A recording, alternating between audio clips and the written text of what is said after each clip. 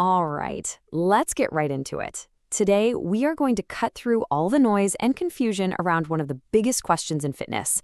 How in the world do you actually pick a workout program?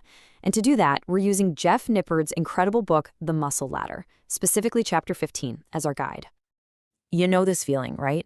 You're ready to go, you're motivated, but then you're hit with this wall of options. Full body, upper lower, PPL, and you just freeze. It's choice paralysis. So, which one is actually right for you? Well, that's exactly what we're about to figure out. Here's how we're going to break this down in 4 simple steps. First, we'll cover the 2 rules that apply to everyone, no matter what. Then we'll look at the perfect starting point for beginners. After that, we'll see how things change as you get more advanced. And finally, we'll tie it all together so you know exactly what your next move should be. Okay, before we even dream about picking a split, we need to talk about 2 things that form the bedrock of any good program. According to the Muscle Ladder, these are the absolute non-negotiables. It's really that simple: a proper warm-up and proper tracking. If you can just lock these 2 habits in, you are already way ahead of the game. The warm-up keeps you safe and preps you to perform your best, and the tracking, well, that's your proof that all your hard work is actually paying off. So what does a proper warm-up actually look like? The book gives us a super easy 2-part plan. You start with a general warm-up, just about 10 minutes of light cardio, some arm swings, leg swings, get the blood flowing. Then you move to an exercise-specific warm-up. This is key. You do a few sets of your first exercise, starting light and slowly adding weight. This preps the exact muscles you're about to hit hard. And now for that second rule, tracking. And listen, this isn't just about writing stuff down. This is your single most powerful tool. It's how you make sure you're doing what's called progressive overload, the magic ingredient of getting stronger. The book puts it perfectly. If your logbook shows your strength is going up, it's almost a guarantee that you're building muscle. It turns random workouts into a real strategy. Okay, with our universal rules in place, let's get to the first big decision. This all comes down to your experience level, and we're going to start right at the beginning with the foundation. So first off, who is a beginner? The book has a really great definition. If you're in your first year of consistent training, this is probably you.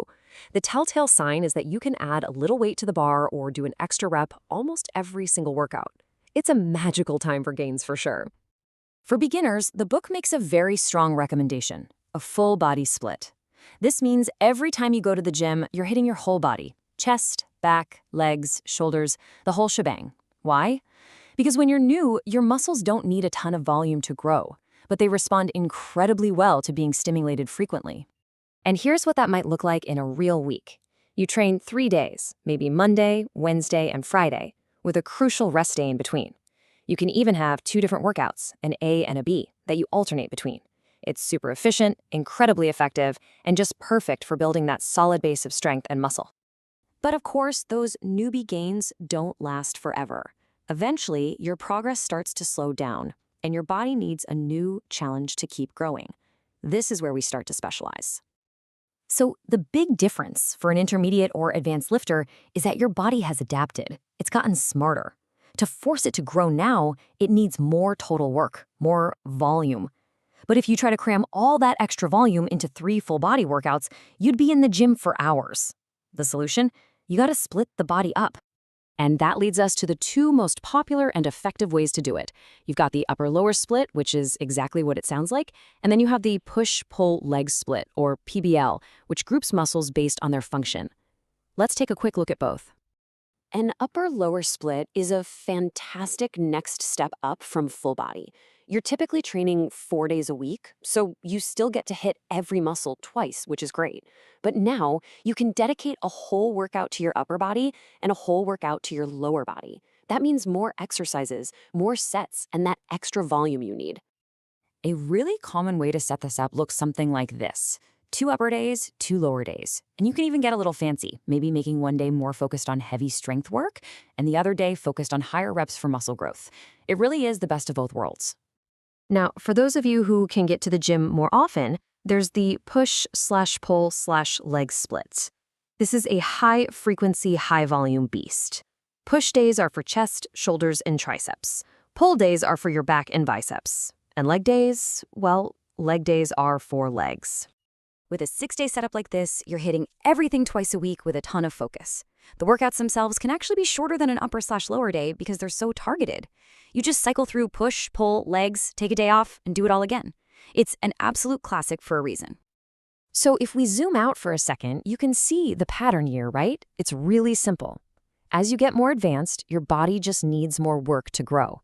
And to fit that extra work in, your weekly training days naturally go up, from maybe 2 or 3 days as a beginner, to 4 or 5 as an intermediate, and even 6 as an advanced lifter. Okay, we've covered the rules, the beginner path, and the more advanced options. So now, let's put it all together into a dead simple roadmap so you can confidently make the right choice for you. This is it, your 4-point checklist. Number 1, be honest with yourself. Where are you really at in your training journey? Number 2, look at your calendar. How many days can you realistically train each week? Match the program to your life, not the other way around. 3, pick the split that actually sounds kind of fun to you. And finally, number 4, never ever forget our 2 universal rules. Always warm up and always track your progress. And this quote from the book just brings it all home. You can have the most scientifically perfect program in the world, but if you can't actually stick with it week after week, it's totally useless. The best program isn't the one that looks best on paper. It's the one you can be consistent with. So ultimately, that's the final question.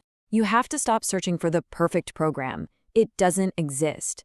What does exist is the program that you enjoy, the program that fits your life, and the program you can stick with. That commitment, that's the real secret. So, which one will you commit to?